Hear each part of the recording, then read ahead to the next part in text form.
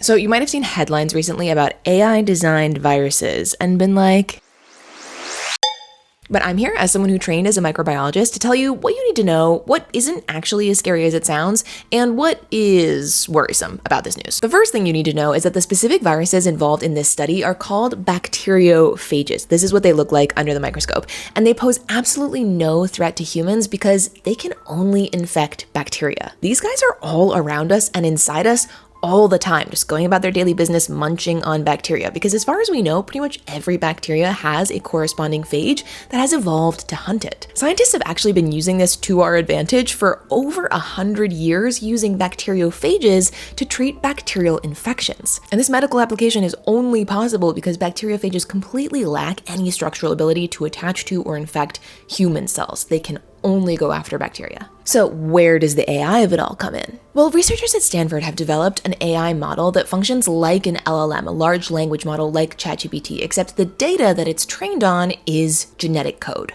In this particular instance, the researchers trained the LLMs on 14,000 existing bacteriophage genomes and asked it to create entirely new ones, which it did. Thousands of them. And the researchers chose about 300 of those to synthesize and test in the lab against actual bacteria.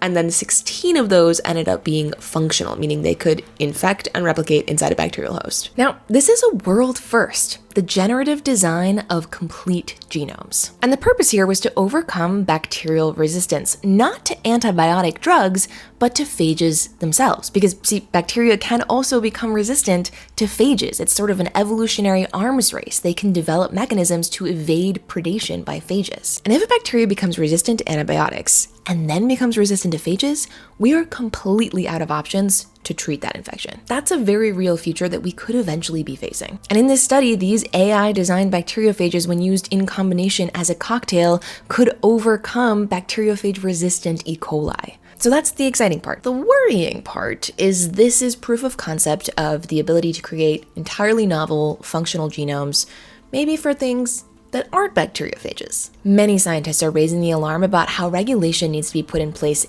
ASAP to keep these models or any like them from being used to design things that could infect multicellular organisms like plants, animals, humans. This is totally unprecedented territory, and the world doesn't currently have any regulatory frameworks to encompass this whole new field, which is being called generative genomics. And I think this quote from an opinion piece in Science puts it really well when they say, "The question is no longer whether generative viral genome design will exist.